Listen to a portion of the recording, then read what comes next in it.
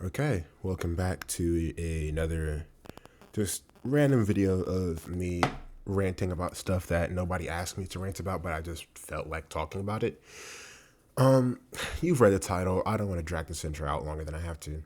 Cutting to the chase, the problem with modern romance anime is that it panders to the emotionally vulnerable. And what I mean by that is lonely teenage guys and girls, right? And some people even going into like their 20s, right?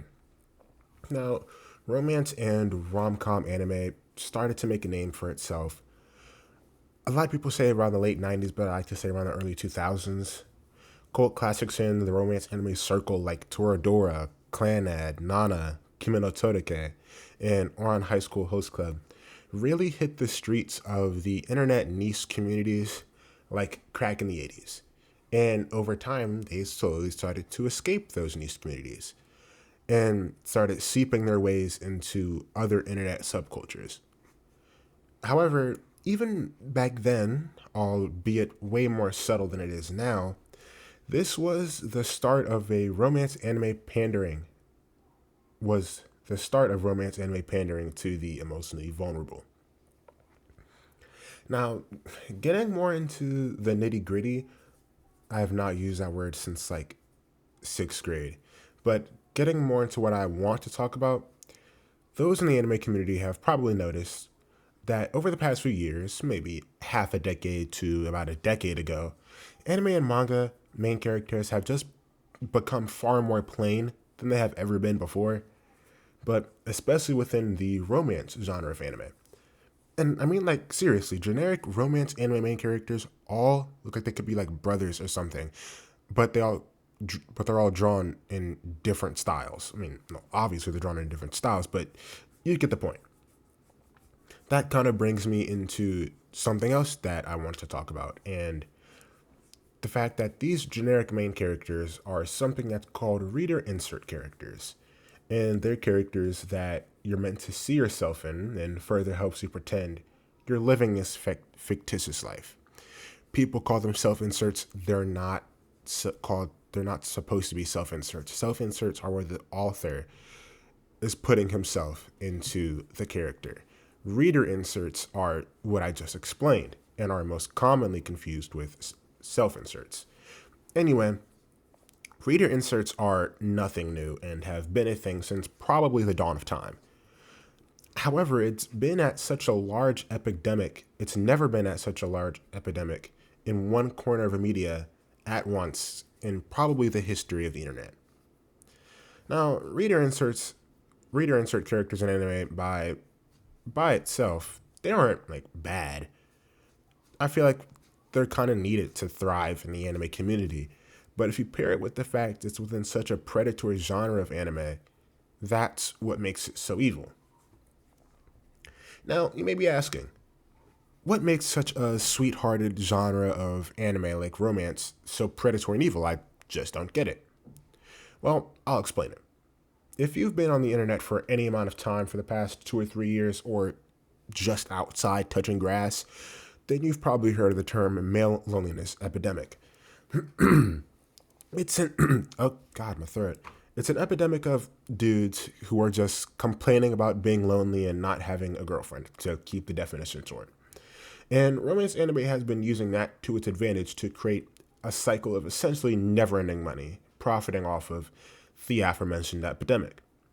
It does this by using those reader insert characters to set up this world where everything goes right for the main character, and by extension, you, and gets you emotionally attached to characters over the course of 12 to 25 episodes, depending on the anime.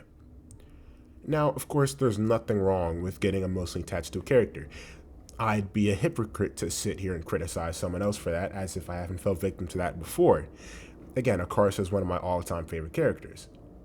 But when it comes to emotions, especially love, that's when things become very tricky.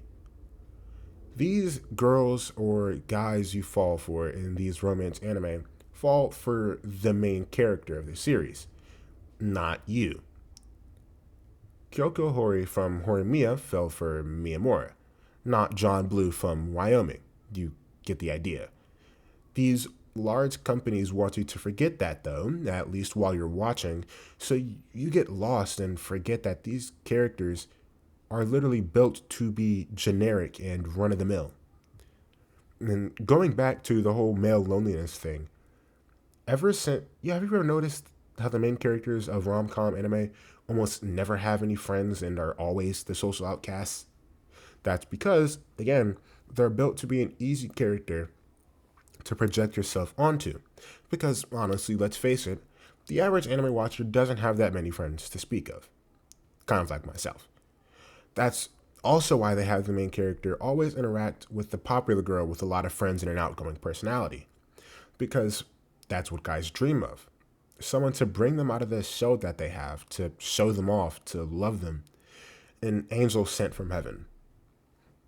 Watching anime like this makes their brain think that for that angel to come, they don't really have to work on themselves or put themselves out there because the main character didn't. They just have to sit and wait and it'll happen. It, in short, bolsters that male loneliness epidemic in a specific niche they know they have almost complete control over. But honestly, it's not even the emotions of these lonely men that they use that's predatory, but it's also how they treat women in the series. Speaking generally, of course, the women in these shows never really have any emotions besides love for the MC, and they simply exist to rub salt on a wound for most while seemingly healing others. Some examples, purely from memory, I'm not doing this out of spite or anything, are Komi Can't Communicate, Hokkaido Gals, and More Than a Married Couple. Mainly, I want to talk about Hokkaido Gals because it's a real bother for me and the best example of the problem I want to talk about. Have you ever been watching an anime and halfway through an episode you kind of realize, man, the way this anime treats women is just horrible. How do people even watch this, right? And once you notice this, it really starts to bother you to the point where you can't even finish that episode. So you go on this really long journey to find an anime that actually treats the woman at least decently. Well, based off of the cover of the anime, you probably shouldn't have clicked on Hokkaido Gals, but you just got lazy of searching and clicked on this. Well, welcome to a show that's quite literally just like the show you clicked off of. And nothing ever really makes sense. To be completely honest, I'm not watching this garbage show for a second time just for this video. Because, I like my life, so I'll just tell you everything from memory. Now, the main character is moving to Hokkaido from Tokyo because of his dad's business trip, whatever. And Hokkaido gets cold, like a -degree Fahrenheit cold. So imagine my shock when we see the main character dressed up in, proper coldness attire, big puffer coat, big hat, gloves, etc. But when you see the main girl character, she's in short shorts with her cleavage out, right? It doesn't make sense. And I don't know if it's just me, because where I'm at, it doesn't really get cold here. But I assume even if you're a native to someplace cold, you're not going outside with 85% of your skin showing in like 10-degree weather, right? And I realized that this show is about gyarus, or gals in the American terms. And to simplify for that, for those who don't know, they're female fashion heads, right? But you can have them be gals without overly sexualizing them, or sexualizing them in general. Like, there are so many subgenres of gals that don't have a bunch of skin showing like the gyarus do, right? Now, when I say that, I'm not over-exaggerating when it comes to like the sexualization. There are some scenes in this anime that I cannot show on YouTube that happen within like the first 3 episodes because of how overly freaked out they are. But keep in mind, they're high schoolers in this show. So it's obviously really, really weird. Of course, some people would be on my case because I enjoy anime like My Just Darling. But we're not talking about that right now. We're talking about Hokkaido Gals. The problem of over-sexualization does lead me into something else I want to talk about, which is that it can be really harmful to what dudes choose to see as attractive in girls. Like, I feel like this problem isn't as obvious as the others, but it's definitely not hidden or anything. Watching too much romance anime can definitely mess with someone's perception of beauty by overloading their screen with these well above average women with above average features and personality quirks that normal people just don't have, and making them think that this is the norm. Now, you can easily debunk this by saying, oh, well, you can just go outside and talk to people and realize they don't act like this. But you have to realize that the kind of people these anime are targeting are people who don't talk to women at all and only interact with women through watching adult content and watching anime, right? These anime have wimp protagonists on purpose so they can further push the agenda onto these guys that they don't have to work hard to find love, and that girls will just fall for them because they did the most basic of basic human kindness. This creates the idea in guys' heads that any girl who is nice to them or shows them basic kindness is in love with them, which is a horrible, horrible assumption to make and can ruin friendships, I know from experience. I feel like it builds this toxic cycle that, once that friendship is ruined, makes someone to go back to watching romance anime to live a perfect life vicariously through that anime, which can do one of two things. The first thing it can do is make the viewer feel worse about themselves, because the anime makes them think that they can't find love because following what the MC did wasn't really working for them. Or it can suck them into this void of watching more and more and more and more romance anime and close off the option of trying to find love in real life.